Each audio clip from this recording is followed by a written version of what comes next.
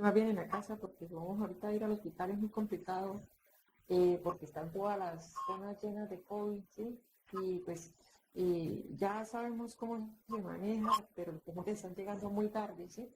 Y se están abriendo demasiadas camas de COVID, ¿sí? Pero no hay personal, ¿sí? Tampoco hay recursos para tratarlos.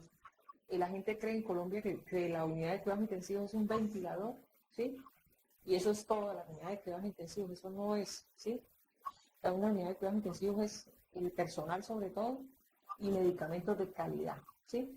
Entonces acá en Colombia están vendiendo la falsa idea de que deben empezarse a tener ventiladores, que cada persona que haga insuficiencia respiratoria debería llegar a la UCI para mantenerse en un ventilador, pero eso no es cuidado intensivo, ¿sí?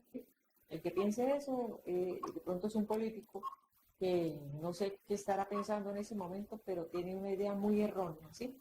Entonces, en base a esto, para que no se hagan tantas camas de cuidado intensivo y que se produzca un principio que es el bien mayor, se deberían ajustar unas unidades de cuidados intensivos con especialistas de verdad, con intensivistas priorizando, ¿sí? Las personas que de verdad deban ingresar a la unidad de cuidados intensivos. No sé si ustedes han visto ahorita en las noticias que Caquetá abrieron 170 camas de cuidado intensivo. ¿Lo vieron? No, no lo han visto. Pues búsquenlo, a ver si mañana sale también la noticia. Y eso está mal, porque todo el mundo se va a morir, ¿sí?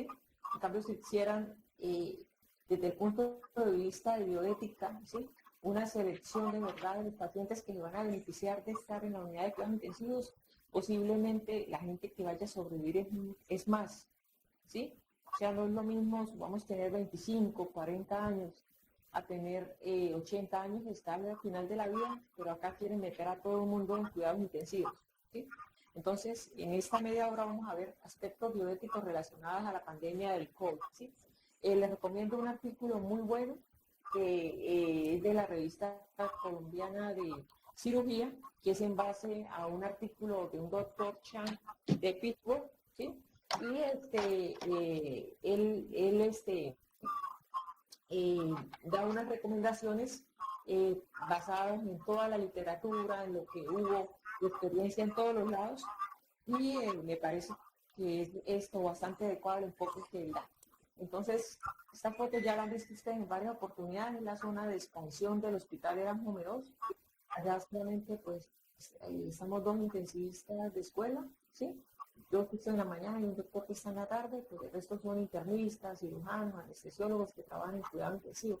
Entonces es muy diferente ser un intensivista a ser un especialista en cirugía o en otras cosas, ¿sí? Entonces, ¿eso por qué? Porque es que el intensivista en la unidad de cuidados intensivos, eh, primero que es el especialista que debe estar, ¿sí? Sería como si un avión fuera conducido, le dijeran, no, no puedo venir el piloto, y va a ir en la zapata, el señor que echa la gasolina, ¿sí? Entonces, para eso están las unidades que deben ser manejadas por los especialistas idóneos, ¿sí? Entonces, en esta situación de pandemia, pues ustedes han dado cuenta, porque ven noticias que hay una sobredemanda, ¿sí? De unidades de cuidados intensivos y sobredemanda de pacientes que se están enfermando y los recursos están cada vez más limitados, ¿sí? Entonces, nosotros antes, ¿qué era lo que queríamos hacer? Pues salvar a todo el mundo. Entonces, pensábamos en el principio de beneficio individual, solamente tratar a ese paciente como fuera salvarle la vida, siempre y cuando el paciente tuviera posibilidad de recuperación, que no fuera un paciente que estuviera en estado terminal, ¿sí? Ahorita lo que nosotros tenemos que ver es un principio colectivo, intentar cuántas personas de verdad vamos a recuperar. Entonces yo les hago una pregunta, ¿es necesario establecer unas pautas éticas como tal? ¿O todo el mundo lo metemos en la misma bolsa de gatos y la señora de 40 años que es intensivista, y si se llega a enfermar, o el intensivista de 50 años que se llega a enfermar, o el cirujano de 30 años que se llega a enfermar, o el internista, va a ser igual que el nonito que está postrado en una cama, se le va a dar el mismo cuidado en cuidados intensivos? ¿Usted qué opina, muchachos? Entonces, estamos en una que situación. unidades como por un bien mayor y demás. Exacto. Colombia es un país pobre o rico, un país que se han robado todos, ¿sí? Lo que no utilicemos nosotros los médicos lo van a robar los políticos. Me dijo una vez un administrativo y eso me quedó. Y de verdad es esto, lo que sucede. Es un país rico empobrecido, ¿ok? Entonces es necesario establecer unas pautas éticas para definir qué pacientes van a ser ingresados en la unidad de cuidados intensivos. Pues lo que yo pienso es que sí, ¿sí? Y entonces, en base a la literatura, lo que se está intentando dar es una legitimidad, ¿sí? Ética de las decisiones clínicas. ¿Esto para qué? Para que si nosotros tenemos de verdad un conocimiento de bioética, tengamos un alivio de la carga cognitiva, emocional, eventualmente conozcamos cuáles son los riesgos jurídicos y disminuyamos los riesgos de personal de salud, ¿sí? Eh, entonces, esto de disminuir la carga cognitiva, lo que yo les decía inicialmente, si es un especialista que no es intensivista, a él le va a dar lo mismo, ¿sí? Y van a empezar a ingresar los pacientes es por orden de llegada, ¿sí? Entonces, cuando llegue, subamos a la paciente, tuvimos un caso de la vida real, llegó una trabajadora del hospital y una enfermera que no tenía idea con otro especialista, pues le priorizaron que una señora que venía de 80 años, muy mal, y la ingresaron a la unidad de cuidados intensivos. Al rato llegó una trabajadora del hospital y ya no había cama, ¿sí? Entonces no es por orden de llegada. Posiblemente la otra señora, pues, se hubiera beneficiado de cuidados paliativos, ¿sí? El cuidado paliativo es para evitar que el paciente muera solo, muera ahogado, con hambre, con sed, con angustia, ¿sí? No es es evitando el obstinamiento terapéutico. Que nosotros ya habíamos hablado de pronto algo de esto, el obstinamiento es hacerle cosas fútiles a la persona, que no van a llevar a nada, ¿sí? Pero evitando, por supuesto, el abandono. O sea, no estamos diciendo que el hecho de no meterlo a la unidad de cuidados intensivos lo van a dejar al paciente a la buena de Dios, no. Este paciente le va a dar un acompañamiento psicológico, físico, familiar, ¿sí? Evitándole el dolor, la angustia, ¿sí? Ojalá teniendo apoyo espiritual. Porque si lo ingresamos en un sitio donde está completamente solo, pues va a morir solo y la muerte sola es una muerte angustiosa. Entonces, esta diapositiva acá está el artículo que yo les dije, ¿sí? Que son esta es toda la bibliografía de donde se sacó esa charla, ¿sí? Están en el New England Journal, está en JAMA, ¿sí? De publicación del Instituto Nacional de Salud de Estados Unidos, en base a lo que hicieron los españoles y los italianos, ellos mismos le dieron palo, porque ellos pues, básicamente lo que hicieron fue que empezaron a priorizar, pero por edad. Entonces dijeron, los mayores de 70 años no van a ingresar a la unidad.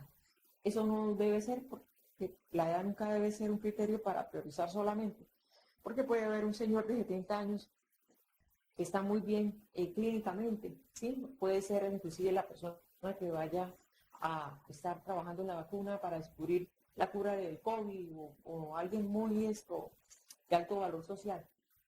Y este otro artículo que está en español, ¿sí? Que es las pautas éticas para la asignación de recursos sanitarios escasos en el marco de la pandemia en Colombia, ¿sí? Este es el resumen que hacen ellos también ahí y cómo se podría hacer en Colombia. Lo que pasa es que acá, pues, las leyes en Colombia están un poco paquidérmicas, ¿sí? Y les recomiendo también este artículo, ¿sí? Que es de la ANSI, la Sociedad de Cuidado Intensivo Colombiano, que es la declaración de consenso en medicina crítica para la atención multidisciplinaria del paciente con sospecha o confirmación de diagnóstica de COVID-19. Entonces, vamos a empezar a hablar de unos principios éticos que son los que debemos manejar todos. Ustedes, como les he dicho siempre, lo que usted no haga lo va a hacer el señor de la farmacia, ¿sí? O lo va a hacer el muchacho youtuber que tiene 18 años y que tiene unos abdominales espectaculares, va a empezar a hablar de COVID, ¿sí? Y nosotros que somos los que sabemos, pues estamos ocultos porque de pronto no tenemos ese y no le estamos enseñando a los estudiantes a pensar. Entonces, vamos a hablar de estos principios éticos para que ustedes los tengan bien claros y ustedes como líderes de opinión que son, estudiantes de medicina, les puedan decir a alguien que les pida un consejo, bueno, ¿yo qué hago con mi abuelito? ¿Sí? ¿Qué hago yo con mi vecina que tiene 40 años y es obesa, hipertensa, cognitiva, emocional, eventualmente conozcamos cuáles son los riesgos jurídicos y disminuyamos los riesgos de personal de salud, ¿sí? Entonces, esto de disminuir la carga cognitiva, lo que yo les decía inicialmente, si es un especialista que no es intensivista, a él le va a dar lo mismo, ¿sí? Y van a empezar a ingresar los pacientes es por orden de llegada, ¿sí? Entonces, cuando llegue, subamos a la paciente, tuvimos un caso de la vida real, llegó una trabajadora del hospital y una enfermera que no tenía idea con otro especialista, pues le priorizaron, fue una señora que venía de 80 años, muy mal, y la ingresaron a la unidad de cuidados intensivos. Al rato llegó una trabajadora del hospital y ya no había cama, ¿sí? Entonces no es por orden de llegada. Posiblemente la otra señora, pues, se hubiera beneficiado de cuidados paliativos, ¿sí? El cuidado paliativo es para evitar que el paciente muera solo, muera ahogado, con hambre, con sed, con angustia, ¿sí? No es es evitando el obstinamiento terapéutico. Que nosotros ya habíamos hablado de pronto algo de esto, el obstinamiento es hacerle cosas fútiles a la persona, que no van a llevar a nada, ¿sí? Pero evitando, por supuesto, el abandono. O sea, no estamos diciendo que el hecho de no meterlo a la unidad de cuidados intensivos lo van a dejar al paciente a la buena de Dios, no. Este paciente le va a dar un acompañamiento psicológico, físico, familiar, ¿sí? Evitándole el dolor, la angustia, ¿sí? Ojalá teniendo apoyo espiritual.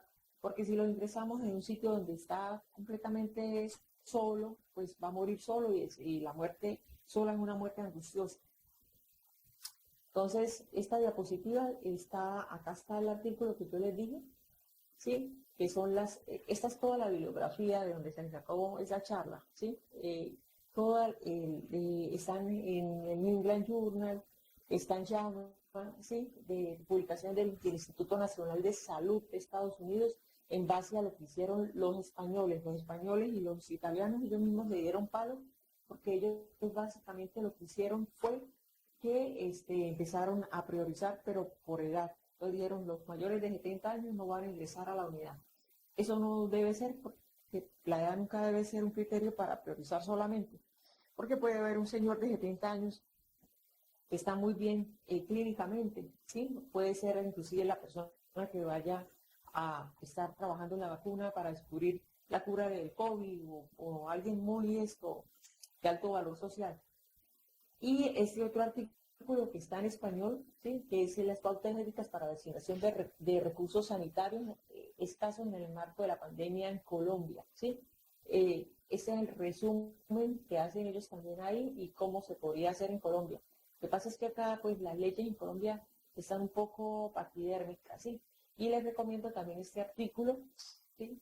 Que es de la ANSI, la Sociedad de Cuidado Intensivo Colombiano, que es la Declaración de Consenso en Medicina Crítica para la Atención Multidisciplinaria del paciente con sospecha o confirmación diagnóstica de COVID-19. Entonces, vamos a empezar a hablar de unos principios éticos que son los que debemos manejar todos. Ustedes, como les he dicho siempre, lo que usted no haga lo va a hacer el señor de la farmacia, ¿sí? O lo va a hacer el muchacho youtuber que tiene 18 años y que tiene unos abdominales espectaculares, va a empezar a hablar de COVID, ¿sí? Y nosotros que somos los que sabemos, pues estamos ocultos porque de pronto no tenemos ese y no le estamos enseñando a nuestros estudiantes a pensar. Entonces, vamos a hablar de estos principios éticos para que ustedes los tengan bien claros y ustedes como líderes de opinión que son, estudiantes de medicina, les puedan decir a alguien que les pida un consejo, bueno, ¿yo qué hago con mi abuelito? ¿Sí? ¿Qué hago yo con mi vecina que tiene 40 años y es obesa, hipertensa, pero está encerrada en la casa? ¿Sí? La mando para el hospital, la dejo en la casa, dejo que se muera. Entonces, todas estas cosas es muy importante.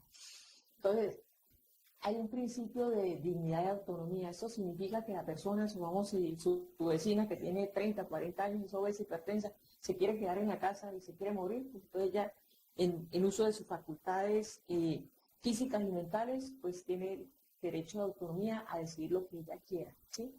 Pero entonces que no llegue tarde a congestionar los servicios de urgencia y eventualmente después a hacer alguna demanda a la familia, que porque no se atendió bien, ¿sí? este principio de autonomía, donde la persona define lo que quiere hacer con su vida, después de haber sido informada de manera clara, ¿sí? Hay un video que se volvió en el hospital viral, donde un anestesiólogo hablaba que mucha gente se resistía cuando los querían intubar. Ellos dicen que no, pues en base al principio de autonomía, pues nosotros no los podemos intubar a la fuerza tampoco, si están conscientes y colaboradores, ¿sí?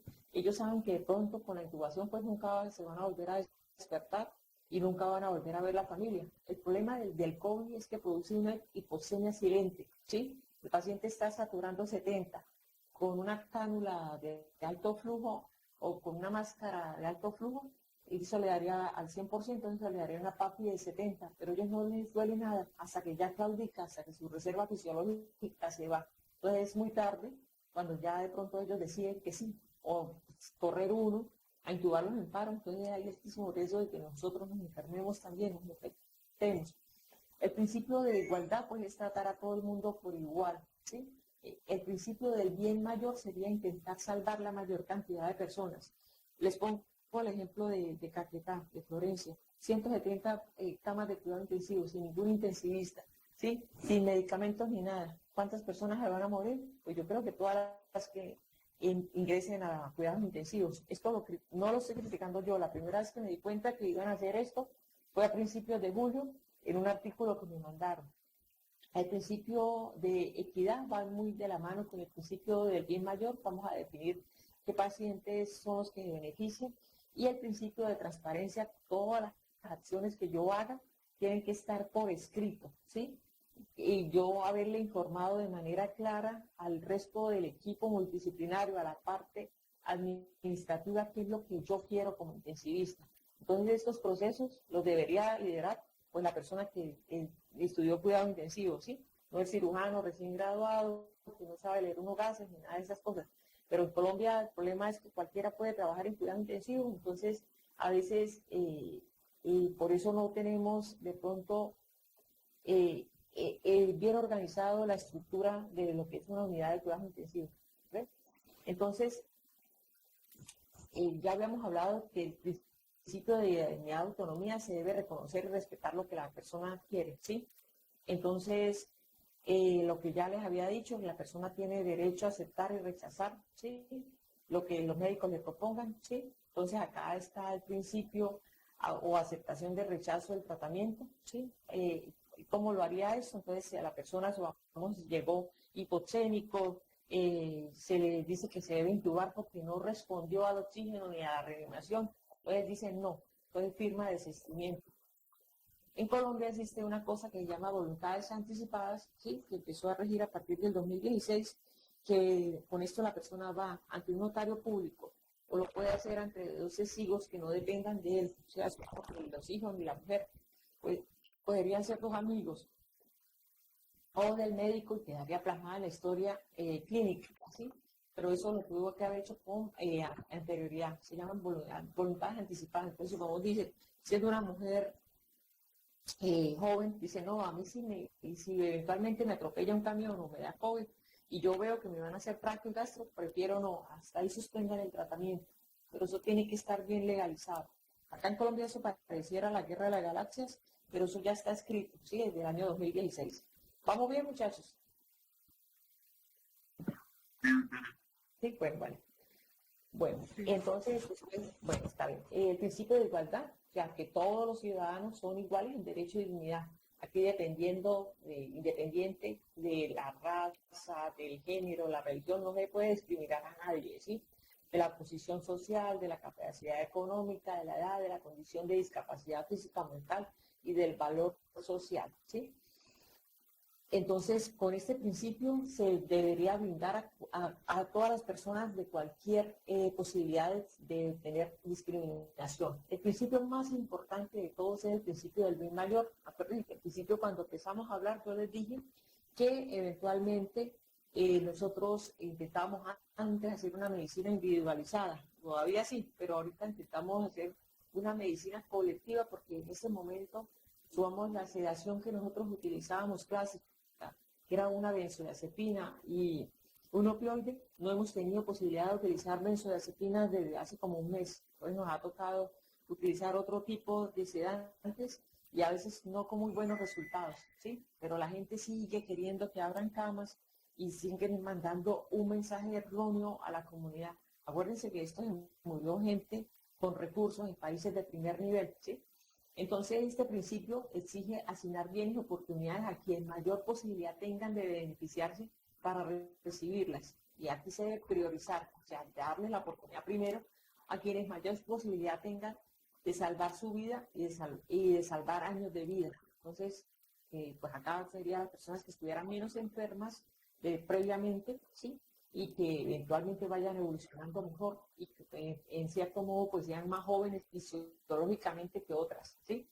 Usted puede tener 40 años pero estar fisiológicamente envejecido, ser diabético, hipertenso, dilipidémico, ¿sí? Enfermedad coronaria revascularizada, que le hayan cortado las dos piernas por diabetes. Entonces es un paciente que ya está fisiológicamente envejecido, ¿sí? Que tendría una edad fisiológica como de 90.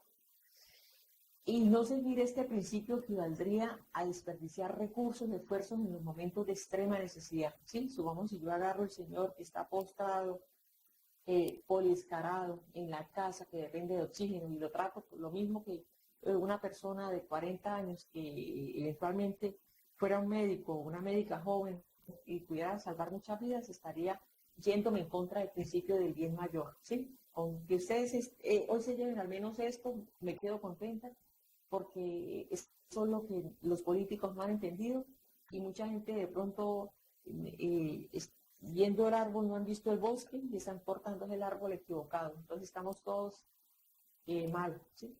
Y obliga a ofrecer el mejor cuidado paliativo cuando sea posible, ¿sí? El hospital tiene una paliativista, ¿sí? En este momento pues estaba ella como en el aire porque no le habían definido si continuaba o no. Entonces, todas esas cosas se han visto ahorita en el contexto de la pandemia. Bueno, principio de equidad. Entonces aquí se debe priorizar a las personas en razón de sus competencias profesionales, ¿sí? Profesional que podría ayudar a salvar muchas vidas, ¿sí? Se debe priorizar, entonces, en este momento al personal de la salud. Entonces, estos principios se dan cuenta que ustedes que se complementan con el principio anterior, ¿sí? Y se debe privilegiar en la decisión de asignación de bajos recursos a quienes menos posibilidad hayan tenido de vivir una vida de pleno completo. ¿Sí? Si vamos a ir un estudiante de medicina que es el más brillante y de pronto le da COVID, entonces lo vamos a priorizar sobre un paciente que eventualmente tenga 40 años y tenga todas las comorbilidades que yo les dije antes. Entonces hay que quitarse de la cabeza que es por orden de llegada, ¿sí? Eso es por orden de posibilidad de sobrevida. ¿Para qué? Para que, como lo de Florencia, si ustedes ven el noticiero, si no lo han visto en estos días, echen una miradita. Todo el mundo se está muriendo, gente en los pasillos, gente tirada casi que en la calle. Entonces, eso está mal porque no estamos utilizando la bioética, ¿sí? De manera adecuada. El principio de transparencia, como ya les había dicho, ¿sí? Obliga a garantizar mecanismos que permitan confirmar que la asignación de recursos escasos se haya realizado de manera responsable en el marco de esta estrategia, ¿sí? Y es fundamental acá que la decisión de asignación de camas, ¿sí? Se rija por un procedimiento públicamente accesible, que ya lo vamos a ver, debidamente justificado y avalado por pares. ¿Sí? Esto no es que el gerente del hospital llamó, que el chofer del político tiene el papá enfermo o el abuelito y que urgente rápido lo metan, ¿sí? O el tatarabuelo del político que está de moda, nada, ¿sí? Esto, la bioética es un campo muy indispensable en este momento, ¿sí? Así como saber uno como intensista manejar un ventilador. Entonces, quedan a cargo de un comité institucional sólidamente dispuesto para tomar estas decisiones y debe garantizar su trazabilidad a través de formatos. Todo tiene que quedar bien escrito. Acá la gente le ha dado miedo. Nosotros, los dos intensivistas, pasamos una carta a la gerencia del hospital para que se hiciera un comité de ética departamental, ¿sí? Para que posiblemente pudiéramos ayudar a organizar de manera mejor las unidades de cuidados intensivos y a darle los recursos de verdad a las personas que lo necesiten, ¿sí? De pronto a los políticos, para explicarles, es como si alguien tuviera 3 hijos, ¿sí? Y los 2 primeros le salieron muy malos, y el señor le tocó hacer unos préstamos en el banco, y el tercero que era como inteligente no le pudo dar estudio porque no alcanzó la plata. Sí, así va a pasar acá. Vamos a gastar los pocos recursos que hay porque nos están obligando a recibir casi todos los pacientes en cuidado intensivo. Entonces, se plantea la necesidad de hacer un comité clínico de priorización, ¿sí? Y la necesidad de hacer un comité de ética asistencial, pero departamental. Entonces, este comité clínico de priorización, yo les digo, muchachos, que, o sea, priorizar o definir a quién se le va a dar la cama en el contexto de una pandemia ha sido complicado, porque eventualmente si el paciente ya viene mal referenciado por el especialista que lo vio inicialmente o por el médico general que lo vio inicialmente, es muy complicado volver a decirle al familiar que las cosas no deberían ser así. Por eso debería haber una sola voz, ¿sí? Un modelo mental compartido. Entonces, estos comités clínicos de priorización deberían estar conformados al menos por un médico clínico, posiblemente un intensivista con amplia experiencia en el manejo de pacientes críticos, ¿sí? Que será el director de ese comité clínico de priorización. Una profesional de enfermería con una experiencia semejante que también tenga bien claro los principios de bioética. Y un miembro del comité de ética asistencial con experiencia de análisis de problemas de dilemas éticos hospitalarios, un asesor legal, porque aquí la parte legal es muy importante, y un funcionario administrativo que va a apuntar y a diligenciar todos los formatos, ¿sí? No es que al intensivista le toque hacer todo, ¿sí? Entonces, estas decisiones, sumamos si tenemos 30 pacientes para una sola cama en cuidado intensivo, si tuviéramos una UCI, de verdad, donde se estuvieran salvando muchas vidas. Entonces, este comité, ¿qué es lo que va a hacer? Definir quién va a ser el paciente que se va a ingresar a la unidad de cuidado intensivo. Entonces, este comité debe haber hecho el reporte en 1 hora y media, ¿sí? Y se van a designar tanto los ventiladores como el cuidado intensivo, y este comité va a evaluarlo a 48, o sea, 2 días, 120 horas después, 5 días, ¿sí?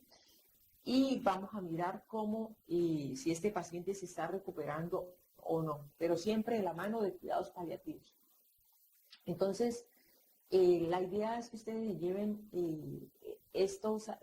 cómo se priorizaría a un paciente en cuidados intensivos en condiciones de bajos recursos para que no se muera todo el mundo. Porque si todo el mundo se va para la UCI, pues abrimos 200 camas de cuidado intensivo, ¿sí? No va a haber cómo sedar ese paciente, no va a haber antibióticos, no va a haber medicamentos, ¿quién los va a tratar? ¿Sí? Entonces es mejor tener una UCI de 20, 30 camas bien organizada a tener una de 300 camas donde todo el mundo se vaya a morir, ¿sí? Entonces, el comité clínico va a mirar qué paciente requiere cuidado intensivo y para definir qué paciente va a ser plausible de ingresar a ese cuidado, se va a hacer primero una escala de falla orgánica múltiple, que es el SOFA, ¿sí? El SOFA es un score que incluye la parte neurológica, cardiovascular por la neuroepinefrina, la parte urinaria, ¿sí? Cuánto está la creatinina, la parte gastrointestinal por la bilirrubina, y la parte hematológica por las plaquetas. Entonces, nosotros miramos cuánto tiene ese paciente de SOFA. Entonces, si tiene un SOFA, ¿sí? Por debajo de 6 puntos, le vamos a dar, en esta orden de ideas, una puntuación de 1. Si el SOFA está entre 6 y 8, le vamos a dar una puntuación de 2. El SOFA entre 9 y 11, 3. Y cuando está mayor de 12, 4 puntos. Después vamos a mirar si este paciente tiene posibilidad de morirse rápidamente o no. Entonces, a veces utilizamos, o siempre, yo les estoy explicando a ellos que debe utilizar una escala para definir si el paciente tiene riesgo de morirse o no. Entonces se llama NETPAL. ¿Han escuchado hablar alguna vez de NETPAL?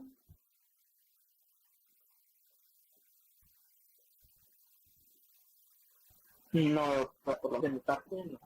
Bueno, NEPAL significa necesidad de paliativos, ¿sí? Entonces se les hace una pregunta sorpresa. ¿Les sorprendería si este paciente estuviera muerto en 1 año? Entonces, si la respuesta es que no me sorprendería, entonces es un paciente que tiene alto riesgo de morirse en menos de 1 año. Entonces, sería un NEPAL positivo, y en base a eso empezamos a mirar qué comorbilidades tiene el paciente para empezar a catalogarlo si este paciente sería plausible de paliativos o no. Entonces vamos a hacer otra escala de sobrevida a largo plazo. Entonces, si no tiene ninguna comorbilidad, el NEPAL fue negativo, sin comorbilidad le da 0.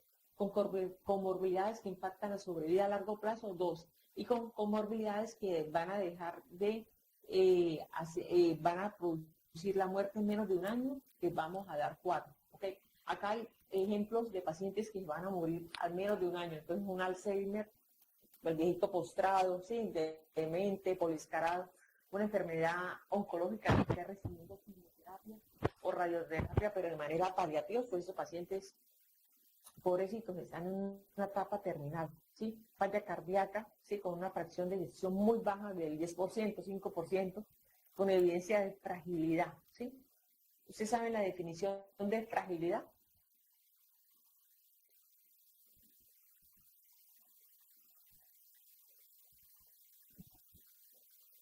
Chicos, Algo que se rompe muy fácilmente.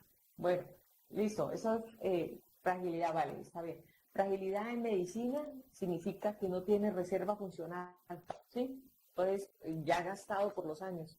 Un abuelito que ya no puede ni siquiera ni caminar, entonces ese no va a tener reserva fisiológica, ¿sí? Con qué defenderse eventualmente si lo agarra un virus de esto, ¿sí? Por eso se dice que los abuelitos son los que más se mueren, pero eso depende si está frágil, ¿sí? Si tiene posibilidad de que, lo que tú dijiste, sí, que se rompe fácilmente, pero entonces acá estamos hablando de medicina, que no tenga reserva fisiológica, ¿sí? Si camina despacito, si solamente con ir al baño ya está fatigado, es un paciente absolutamente frágil. Hay un score que se llama FRAIL, ¿sí? Que demuestra si el paciente está prefrágil, está frágil o sumamente frágil, ¿sí? Si tiene una enfermedad pulmonar severa o una enfermedad renal terminal y sea un paciente añoso, ¿sí? Si eventualmente tenga una cirrosis hepática y no sea candidato para trasplante, o si el paciente hizo parada cardíaca. Entonces esos pacientes son los que están todavía peor. Entonces, eh, con esto, con estas dos escalas, entonces, perdón, tanto el SOFA, ¿sí? Como la escala de mortalidad a largo plazo, entonces nosotros vamos a mirar qué puntuación le va a dar. ¿Sí? Entonces, para priorizar, si nos da, entre más bajita sea la puntuación, más rápido, pues estos pacientes se van a beneficiar más de estar en cuidados intensivos. Y esto me lleva al principio del bien mayor, ¿sí? Yo voy a salvar la mayor cantidad de pacientes teniendo los recursos adecuados, ¿sí? Para meter esos pacientes a cuidado intensivo y no meter a todo el mundo. Entonces, una prioridad alta sería un puntaje bajito, de 1 a 3. Prioridad media, un puntaje entre 4 a 5. Y prioridad baja, un puntaje de 6 a 8. ¿Sí? Pero si la disponibilidad de recursos fuera extremadamente bajísimo, muy limitada, ¿sí? Entonces, ahí el comité clínico de priorización se verá obligado a elegir entre pacientes que tengan el mismo nivel de prioridad, ¿sí? Vamos, si ya no hay, están los ventiladores, pero si no hay nada con qué sedarlos, ¿sí? No es solamente meter un tubo. El paciente está ya combativo, pelea con el ventilador. Acuérdense que esos pacientes están severamente hipoxémicos porque van a tener una fase pulmonar y muchos consultan muy tardíamente. Entonces, el virus ha hecho lo que quiere en sus pulmones, ¿sí? Le ha dado un distrés severo. Entonces, necesitamos ventilarlo bien sedado. Y si no tenemos cómo hacer esto, entonces este comité tendría que priorizar los pacientes de acuerdo a la escala de rango de edades. Pero acuérdense que no, ningún paciente se va a priorizar solamente por la edad como hicieron los españoles, ¿sí? Ellos mismos se han dado palo que eso lo hicieron muy mal, ¿sí? Inclusive ellos mismos decían que si vamos a los 80 años, muchos pintores empezaron a pintar las obras maestras, muchos profesores estaban en la cumbre de su sabiduría, muchos escritores escribieron sus obras magnas a los 80 años, ¿ok? Entonces hay un rasgo de priorización por la edad, ¿sí? Cuando son menores de 49 años se les da un punto, ¿sí? Tengan de 0 a 49 un punto. De 50 a 69 2 puntos, de 70 a 84 3 puntos y mayor de 84 4 puntos, ¿ok?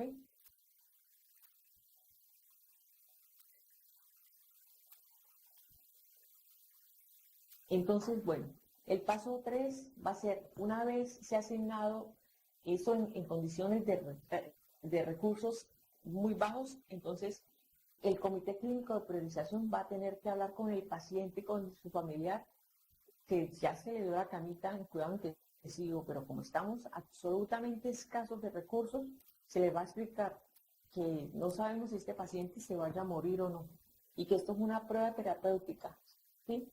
Cuya deficiencia clínica se evaluará periódicamente. Entonces acá se le está dando en base al principio de dignidad y autonomía. La persona tiene derecho a recibir una comunicación efectiva y directa, ¿sí? Respetándole su dignidad, o sea, su valor que tiene por ser persona. Y en el paso 4 se realizará un seguimiento clínico de los pacientes admitidos a la UCI, ¿sí? Ya dijimos que entre 2 a 5 días, o sea, 48 a 120 horas. Entonces aquí se va a evaluar la eficacia terapéutica, se van a identificar nuevas complicaciones, ¿sí? Y se va a definir si se van a reubicar recursos en caso de deterioro clínico. Entonces ustedes tienen que, por favor, aprender a calcular el SOFA. Allá me ha tocado empezar con chicos que acaban de terminar el rural, ¿sí? Entonces, de pronto no rotaron cuando estudiantes no rotaron en la unidad y pues de pronto no aprendieron lo que era un SOFA, ¿sí? Yo creo que ellos dirían, ay Dios mío, que hubiéramos rotado en la unidad, la doctora nos hubiera dado palo, pero hubiéramos aprendido eso. Entonces, acuerden que es la escala de disfunción multiorgánica, pulmonar, renal, hematológica, gastrointestinal, cardiovascular, ¿sí? El SOFA se hizo hace más de 30 años cuando no existía ni siquiera ni la medicina basada en la evidencia. Entonces uno lo calcula en base a una calculadora y se le da por arriba de 9, eso es muy mala la puntuación. Por arriba de 13 tiene una mortalidad del 95%. Y entonces aquí se van a identificar nuevas complicaciones si están apareciendo, ¿sí? Y se va a modificar el plan terapéutico en lo que ellos recomiendan, ¿sí? Estamos hablando de un centro de primer nivel, ¿sí? Donde tenían toda la plata del mundo, pero que los recursos también se agotaron y tampoco, pues, es que los médicos también nos enfermamos, ¿sí? No solamente nos enfermamos de COVID, sino que nos enfermamos de manera, a ver, cómo les digo, un poco, hay una perturbación neurológica en la percepción, en el cansancio. Hay mucha gente que en este momento, empezando la pandemia, ya está quemada. Hay mucha gente que se ha sentido bastante cansada, ¿sí? Yo he visto compañeros que la cara les ha cambiado terriblemente, ¿sí? Entonces la parte psicológica de nosotros, pues nadie nos la manejó ni nada de esas cosas, ni nos han preguntado cómo se sienten, ¿sí? Antes uno estaba acostumbrado a que se morían 2 o 3 pacientes por semana, pero a veces vamos acá, no, que el vecino de Pepito se murió, que el otro vecino también, ¿no? Y todas las noticias que vienen, pues todo eso es muy tóxico, ¿sí? Bueno, entonces volvemos acá. Para efectuar dicho modelo de monitoreo, ¿sí? El comité clínico va a utilizar esas escalas, ¿sí? Sobre todo la del SOFA, ¿sí? Para mirar cómo está el seguimiento de los pacientes, ¿sí? Y definir entonces la conducta. Entonces, mediante estas escalas, ¿sí? El comité mirará si el paciente va mejorando o va empeorando, ¿sí? Entonces, supongamos un paciente me pudo haber llegado con un SOFA de 10, pero yo lo ventilé, mejoró la PAFI porque le di los beneficios de estar intubado porque tenía la sedación adecuada. Pero si yo no tengo la sedación ni nada, pues este paciente va a estar peor cada vez, ¿sí? Y entonces no se va a acoplar, y entonces a alguien se le ocurrió la locura que el señor de 90 años estaba postrado en la cama, entonces de pronto lo manden para un centro de mayor nivel, lo que se llama ECMO, ¿sí? Para oxigenación de membrana extracorpórea. Entonces de pronto entra en ese círculo vicioso que había la cama, ¿sí? Entonces todos esos recursos se deberían priorizar, pero para otro tipo de pacientes. No sé si me van entendiendo o de pronto voy muy rápido, ¿no? Si eventualmente estos pacientes no se van a beneficiar de estar en la UCI, hay que trabajar siempre de la mano con el paliativista, ¿sí? Se va a redireccionar el esfuerzo terapéutico en los casos que lo ameriten, ¿sí? O sea, ya no se dice suspender o limitar el esfuerzo terapéutico, sino se redirecciona. Entonces, aquí tenemos 2 ejemplos, lo que venía en el libro, ¿sí? de dos pacientes que iban a priorizar. Un paciente A tiene 62 años, ¿sí? Cuando llegó tenía un SOFA de entre 6 a 8 puntos. Eso le da una puntuación de 2. Y un paciente de la escala de comorbilidades no tiene comorbilidades, ¿sí? Entonces eso le da 0. Este hombre tiene 62 años. Y el paciente B tiene 40 años, tiene un SOFA de 6 puntos, pero tiene unas comorbilidades con alta posibilidad de estar muerto, ¿sí? Dentro de menos de un año. Eso le va a dar un puntaje total de 3. Entonces aquí, ¿quién de los dos gana la cama? A ver.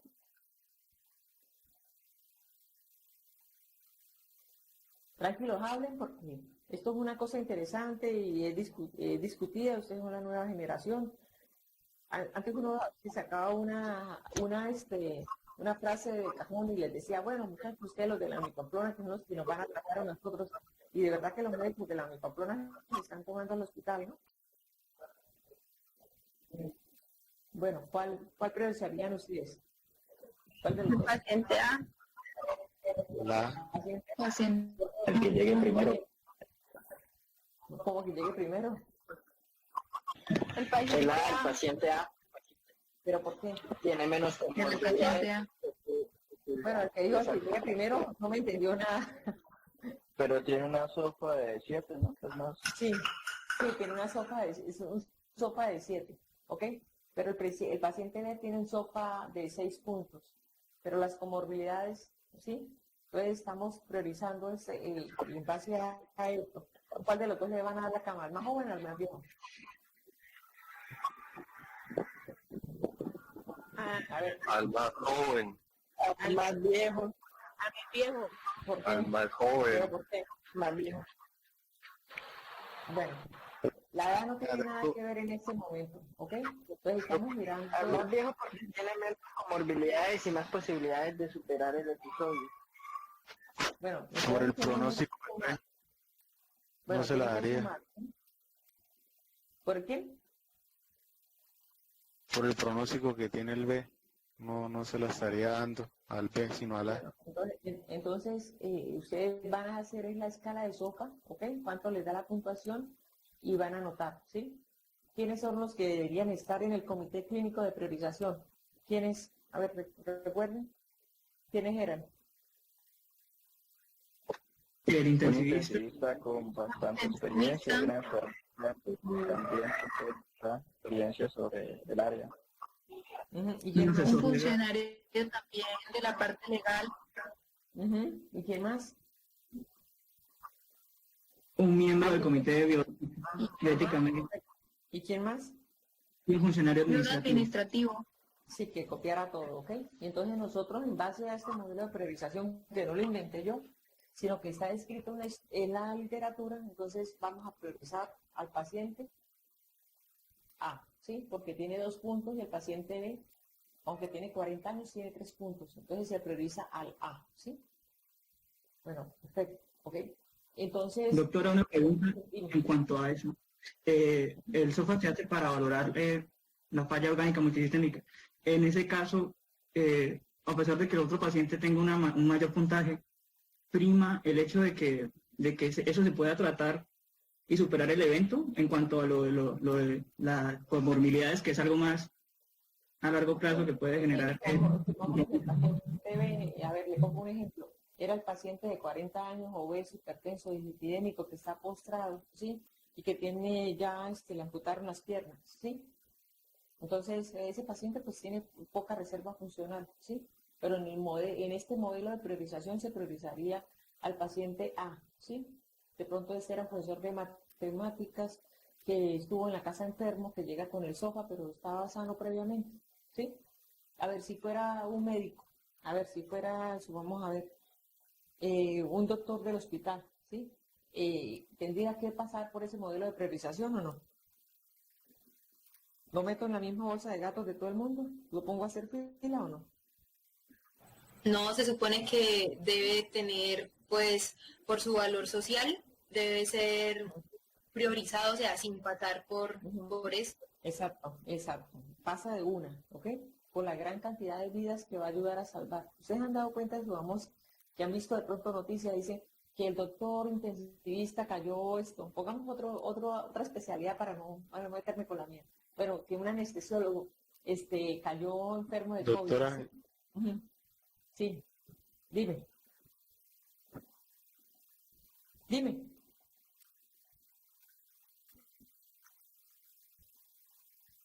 Sí, pregunta. doctora, ¿y si fuera un estudiante? Pues si un ¿Y si estudiante fuera de un medicina, estudiante? pues también lo priorizamos, ¿sí? A ver, un estudiante de chino no tendría Que si comorbilidad, fuera un estudiante claro, de no medicina. tendría, claro, no tendría comorbilidades. Y el SOPA le daría eventualmente bajito, ¿sí? Un muchacho sin comorbilidades lo único que llegaría es hipoxémico por ahí, ¿sí? Eso tiene una reserva fisiológica buena. Entonces, a ver, supongamos tendría por SOPA por ahí de 5, ¿sí? Y sin esto, entonces no le daría sino 1. Entonces, en el modelo de priorización sería 1, ¿sí? ¿Sí me hago entender? Y aparte por Sí. vida productiva que va a tener a largo plazo, ¿sí? Si vamos, estuviéramos empatados en esto, en el SOPA, comorbilidades, entonces desempataríamos con la edad y con la posibilidad de vida productiva, ¿sí?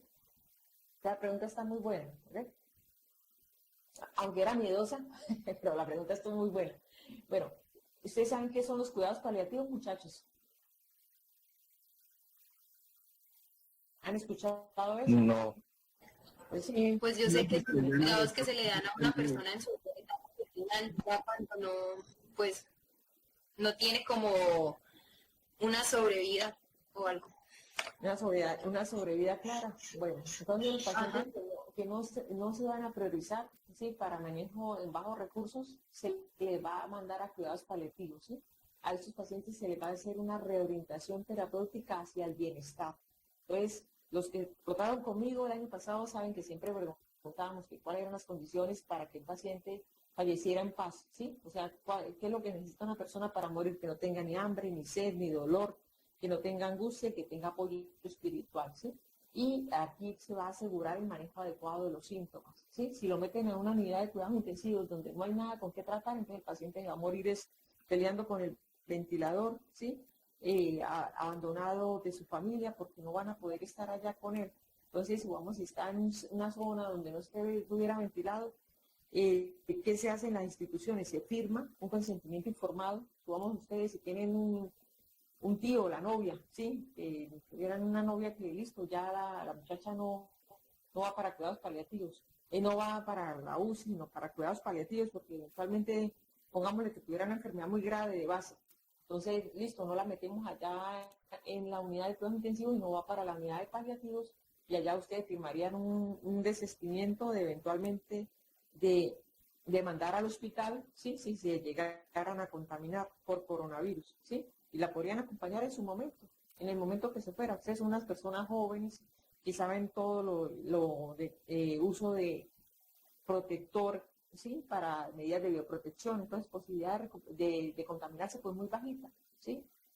Y ya saben que eventualmente tendrían que consultar rápido, que tendrían que estar bien hidratados, que tendrían que eventualmente para evitar el fenómeno trombólico recibir heparina, ¿sí? Y si tuvieron algún problema pulmonar, entonces empezaríamos de manera temprana los esteroides. Entonces, no sé, o sea, en ese orden de ideas, si como alguien tiene un familiar y si quisiera quedar en la parte de paliativos, ¿sí? Conociendo todas estas cosas y de llegar a infectar, pues la carga viral sería más bajita porque están con medidas de protección. ¿Sí me hago entender? O sea, si me llegaran a preguntar a mí. Entonces, no sé si les quedó más o menos claro eso. Doctora, una pregunta. Ujú. Sí, pregunta. ¿Cuál es la diferencia entre estos cuidados paliativos y la activación del código lila? El código lila es muy parecido a los cuidados paliativos. Lo que pasa es que el código lila era ahí básicamente en hospitalización, cuando eventualmente el paciente está, yo le hablo desde el punto de vista de la UCI, ¿sí? Incluso también se podría extrapolar. Lo que pasa es que el código lila es un código de acompañamiento espiritual de la familia, pero en este momento pues todo ese desfile de familiares que nosotros hacíamos con el código lila no se va a poder hacer. Máximo se van a poder hacer videollamadas, ¿sí? y algún familiar con todas las normas, todos los EPP que estuviera ahí, ¿sí? Pero básicamente es lo mismo, o sea, el Código Lila es un hijo de los cuidados paliativos, ¿sí? Y en los cuidados paliativos, pues tendría que estar orientado por un especialista paliativista. Eso no es tan complicado, es un médico en general que hace generalmente un curso de 6 meses de cuidados paliativos, ¿sí? Y entonces en vez de que estar el paciente allá en la UCI, pues a veces los paliativistas también intuban, ponen sedaciones, a veces le sacan el ventilador, hay pacientes que uno piensa que van a morir y se van para cuidados paliativos, y pues la vida da sorpresas y los pueden extubar y todas esas cosas. Entonces los paliativistas también tienen que tener algo de conocimiento de ventilación mecánica, de soporte vasopresor. Y ellos están muy de la mano con la familia y le preguntan hasta dónde quieren llegar, ¿sí? Y entonces el paliativo también va muy de la mano de todas las leyes de eutanasia y esas cosas, ¿sí? Por ejemplo, el hospital no podría hacer eutanasia porque no tiene habilitado oncología, ¿sí? Para un paciente que tuviese eventualmente alguna enfermedad terminal oncológica, ¿sí? Lo que sí viene habilitado es la parte de paliativos, pero entonces vamos para lo otro, no, ¿sí? Pero básicamente, o sea, es lo mismo, pero paliativos englobaría lo que es un código lila, ¿sí? Igual nosotros a veces en el hospital, eso desde que empezamos con el código lila, que en realidad nos lo enseñaron fue las enfermeras en la clínica La Salle, ¿sí? Una enfermera que era especialista en paliativos, trajo la idea de eso como en el año 2010. Yo la llevé al hospital como en el año 2015 y se hizo todo lo del proceso del código lila. Y entonces la gente a veces no entendía ni qué era un código lila, empezaron todo el mundo a decir que era código lila. Hay muchos códigos lilas que fueron para la casa, ¿sí? Y la gente no tenía claro tampoco que era un código lila, entonces le pedían traqueostomía. Y a veces en quirófano tampoco tenían claro que era un código lila, entonces si le pedían la traqueostomía, entonces no se la hacían. Entonces es una cosa que está de pronto muy de la mano con mirar si de pronto el paciente pues no se murió, estaba en código lila, pero uno no sabe si se va a morir o no, ¿sí? Es como no encarnizarse, ¿sí? No hacer el obstinamiento terapéutico, eso básicamente. Pero si me preguntas, van de la mano, pero el papá viene siendo cuidados paliativos, ¿sí? Esta es una clasificación que dieron los de la Universidad Nacional de Bogotá en compañía de la Alcaldía Mayor, ¿sí? Ustedes saben que Claudia López ha liderado todo esto. Todos ellos allá en Bogotá abrieron unidades de cuidados intensivos y unidades de cuidados intermedios. Priorizaron, dividieron las prioridades como yo se las había enseñado, 1, 2, 3, 4, no. En prioridad 1 y 2 para cuidados intermedios y cuidados intensivos. Entonces, prioridad 1 son los que les va a hacer todo, y esos prioridad 2 posiblemente los que no se van a reanimar. En la unidad de cuidados intermedios, cuando no tengan posibilidad de entrar a cuidados intensivos, y a prioridad 4, sí, cuando la posibilidad de sobrevida sea menor. Y aquí lo importante que yo les quería mostrar es que ellos ya en su modelo ponen cuidados paliativos, ¿sí? Entonces intentan hacer que de verdad el paciente se muera de manera digna, ¿sí? Bueno, entonces esta frase que siempre me gusta de esta doctora que es bioeticista, Lisa Rosenbaum, en el New England Journal hizo unas editoriales que fueron muy buenas. Entonces ella habla de érase una vez un héroe, pues se refiere al intensivista resguardado en su lugar. De pronto uno allá, o al médico, ¿sí? Uno creía que de pronto en el hospital pues uno nunca se iba a ver en medio de todo eso. Y era muy chévere pues, estar en la unidad porque allá pues dentro de todo pues uno se sentía muy seguro. Ahorita con la pandemia pues el riesgo de infección es muy grande. Si se dan cuenta, mira, aquí llevan un paciente, ¿sí? Trasladado, va la enfermera, va el médico, va la fisioterapia, van 2 auxiliares, el camillero, y va aquí una señora que va haciendo aspersión, ¿sí? Pero supongamos esto no siempre se va a poder lograr porque la gente cada vez va cayendo en un compañero, ¿sí? Ustedes saben que se murió una jefe que era muy, muy buena, ¿sí? Pero tenía muchas comorbilidades y consultó muy tardíamente. Hay varios doctores que también están enfermos, no sé si conocerán al doctor Claro, un doctor que tenía más de 60 años y creo que todavía está en la unidad. Sí, lo último que me dijeron era que iba un poquito mejor. Pero entonces uno a veces pues pensaba que esto no iba a pasar nunca, que de pronto esto era de Hollywood, pero el coronavirus nos encerró a todos, sí, nos hizo cambiar la vida. Ustedes estarán aburridos de estar encerrados. Yo de pronto estoy medio aburrida de ver tanta gente que se enferma, tanta gente muerta, tanta limitación de los recursos, ¿sí? Y me parece algo muy irresponsable que estén abriendo tantas camas de cuidados intensivos sin tener los recursos. Ahora están hablando de traer médicos cubanos de otros lados. Pero primero que traigan los recursos para poder, poder trabajar, ¿sí? Ustedes saben que estudiar medicina, pues es complicado, ¿sí? Así sea que uno diga, bueno, estoy acá, no gasto nada, bueno, es complicado porque de todas maneras hay que sacar tiempo. Yo creo que en este momento, no sé si haya otras facultades que estén a las 8 de la noche hablando de cuidados paliativos, de ética y esas cosas, pero y medicina le quita a uno bastante tiempo, es desgastante y siempre toca seguir leyendo. Hay médicos muy buenos que han salido de la Universidad de Pamplona. Yo allá estoy trabajando con un chico en las mañanas y estoy muy contenta con él. No sé el apellido, se llama Rodolfo. Y le ha ido muy bien. Se siente uno muy seguro trabajando con él en las mañanas. Yo estoy a cargo de 3 unidades en este momento, y donde tenemos 11 camas, ¿sí? Y son pacientes bastante complicados. Y entonces, lo que les dije hace un rato, esa frase de cajón que uno les decía a ustedes, miren muchachos, ustedes son los que nos van a tratar. Yo creo que sí, si salimos de esto del COVID, toca exigir más, porque ustedes son los que se están quedando con el hospital, ¿sí?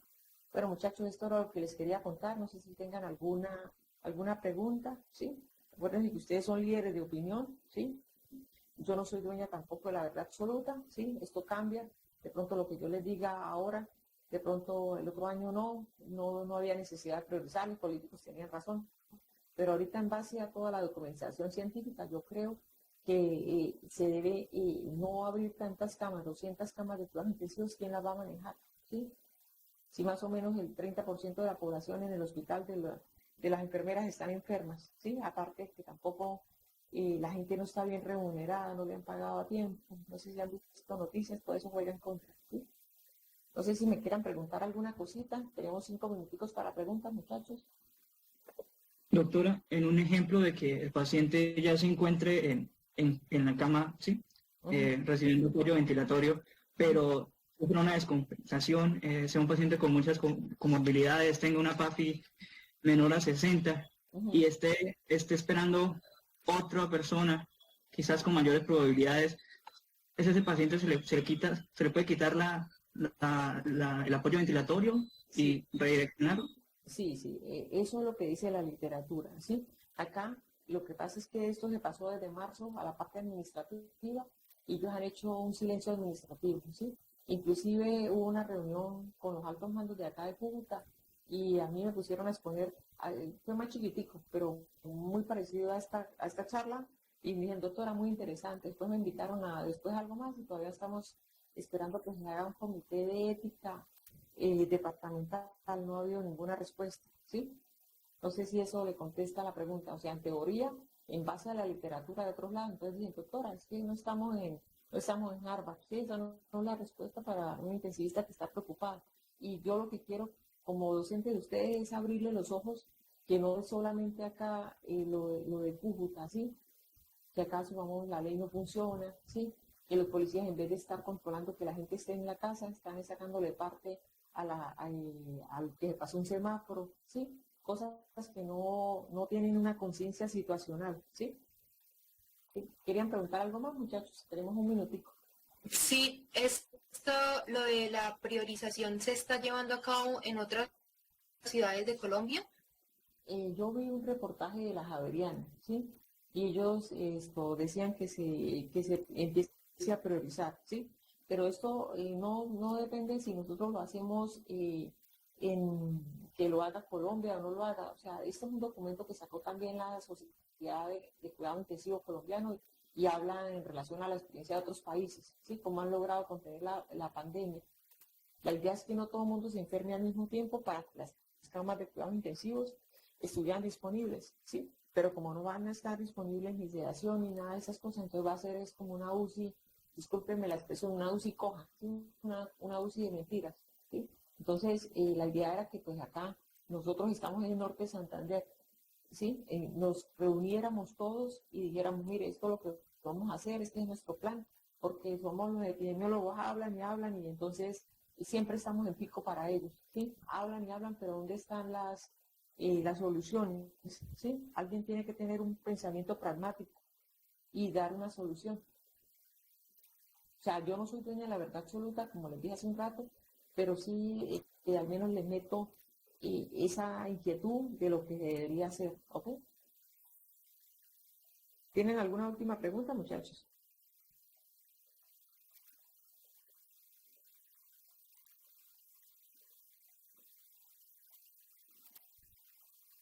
Hola.